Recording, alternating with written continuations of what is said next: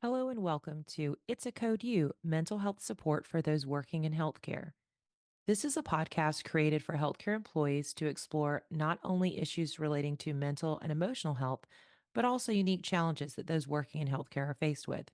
Your hosts are Adina Tucker, a licensed clinical social worker with Dartmouth Health, and Jennifer Hinsey, an MSW also with Dartmouth Health. Are you in a relationship with someone you really love, but it feels like the two of you can't communicate? Do you feel like you dread having to talk about an issue with your partner? Welcome to It's a Code You. Today, we're going to take a look at some basic communication skills and how the way we communicate can affect your relationship. And Jennifer and I will role play a discussion using both unhealthy and healthy communication. That should be fun. So let's get started by looking at what the Gottman Institute calls the four horsemen that affect and can ruin relationships. For context, the Gottman Institute was started by doctors John and Julie Gottman, both psychologists who have done extensive research on couples, their communication, and how they can be happy and successful together. Their method works to disarm conflicting verbal communication and increase intimacy, respect, and affection, as well as remove barriers and create more empathy in the relationship. So, the Gottman Institute talks about the four horsemen, which are criticism, contempt, defensiveness, and stonewalling. And criticism is, of course, any sort of verbal attack on personality or character of your partner. And if you find that you're often criticizing when trying to express yourself, try using what Gottman calls a gentle startup, which is talking about your feelings using I statements and expressing a positive need. So instead of, I need you to stop being such a jerk, maybe you'd say, I would like it if you could be more mindful of my feelings when you are expressing yourself. Contempt is the next of the four horsemen. Contempt is when there's a negative feeling about someone, usually accompanied by a sense of being better than that person or even judging them. And it can often come with anger or disgust. And a way to combat and ward off contempt is to do what the Gottmans call build a culture of appreciation. And when you're doing this, you're really reminding yourself of your partner's positive qualities and you practice gratitude for the positive things about them. An example of what the difference might be in a conversation is let's say you work late 2 nights a week. And when you do, your partner consistently does not clean up the kitchen after making dinner. If you were approaching them with contempt, you might say something like, you never help out when I need it. You're so selfish. But if you were to use the antidote for that, you might say, I know you're busy a lot, but it would really be helpful if the nights when I work late, you could clean the kitchen after you make dinner. I would really appreciate the support. Those are great examples. Now let's talk about the next of the four horsemen, which is defensiveness. Defensiveness is when someone perceives that they are being attacked, so they, in a sense, victimize themselves and then reverse the blame. Defensiveness is one of those things that can be really toxic to a relationship. It prevents us from hearing the feelings of our partners, and instead, we're only focusing on ourselves. It can also kill connection between two people. The way to combat being defensive is to hear the perspective of your partner and accept responsibility for your actions. One analogy that I've seen recently is to imagine when your partner is sharing their feelings about something that you have done, that they are tossing you a ball, and your only job is to talk about the ball, not your feelings about the ball or what you feel the other person throwing the ball did, just the ball. The last of the four horsemen is stonewalling. Stonewalling is when someone withdraws because they want to avoid conflict and they communicate their disapproval or distance. This can happen when someone is feeling emotionally overwhelmed. In their research, when couples were in a discussion that centered around conflict, they staged a reason to ask them to hold off the discussion for 30 minutes to fix something and then ask the couples to resume. They found over and over that the couples were much calmer and able to resolve their conflict in a healthier way after having a break. The way to help with the desire to stonewall is to practice self soothing. So instead of leaving a conversation, communicate that you're feeling overwhelmed and you'd like 20 minutes. and then go and do something completely different for those 20 minutes, maybe read a book or something unrelated. You want to take at least 20 minutes because that's how long it will take before physiologically you can calm down. Then, when you return to the conversation, you'll be much calmer and able to discuss things without feeling so overwhelmed. Those are all very helpful and they make sense to me. So, now that we've covered the four horsemen of relationships, let's look at tips to help you improve the communication in your relationships.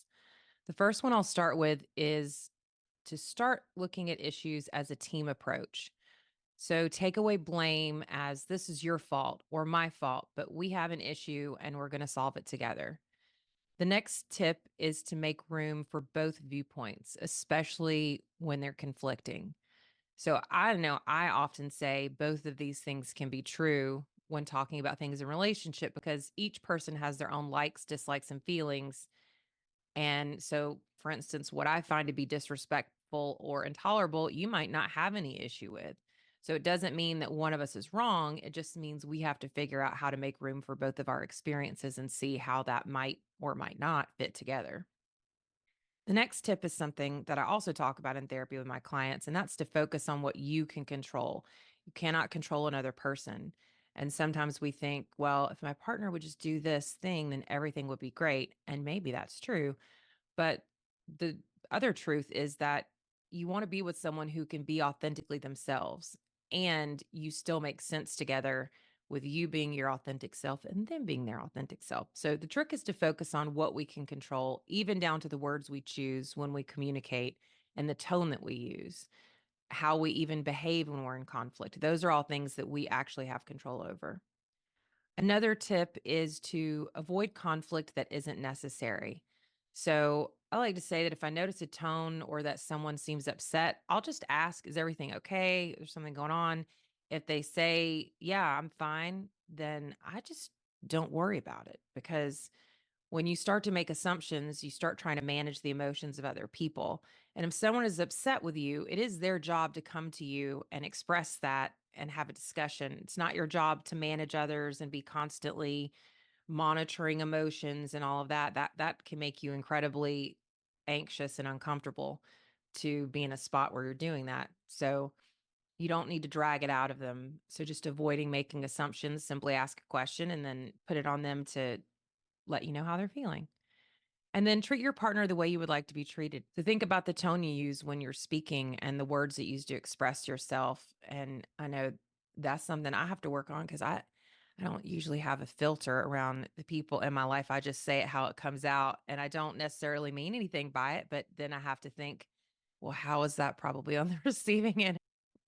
Yeah, that's a great point, right? Because with the folks that are closest to us, we might even become a little complacent around how we are expressing ourselves to them, or even take for granted that their presence is there. And we all do this, but that's actually probably a little key that we should be even more mindful to those folks, how we're coming across. It's easy to get comfortable, Yeah. right? I do that too. Another tip is to remember that your actions are just as impactful as your words. If you apologize for a behavior, but yet you continue to do it, then your apology doesn't mean very much. Also, if you need to discuss something with your partner, ask if it's a good time. Often we forget that when we are in a relationship with others, we may have something very serious that we want to discuss, and they may have their own things going on. Or maybe they have had a really stressful day and it's just not a good time. So, considering the way you approach having conversations can really help with the way that it's received. And try to avoid sarcasm. It can make it seem like you're being defensive. It might seem like you're belittling or attacking the person.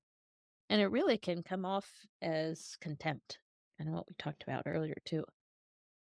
Don't go with the guise of, he should know XYZ. Or if this person really knew me or cared about me, then they'd know I was upset. They'd know why I was upset. It's your responsibility to communicate your wants, your needs, your desires, and to do so clearly. Being in a relationship with someone shouldn't be a guessing game, nor should we expect others to be mind readers. If your partner shares something with you, ask what they need.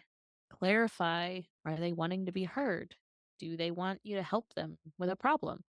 Help solve it? Or do they just need a hug? Sometimes stating that you hear the way they are feeling and asking how you can best support them can go a really long way. And also be okay with being wrong. You aren't perfect. No one is. As long as you're willing to see how your actions affect those around you and you're willing to take responsibility, the other person will likely feel much more connected to you than if you were perfect.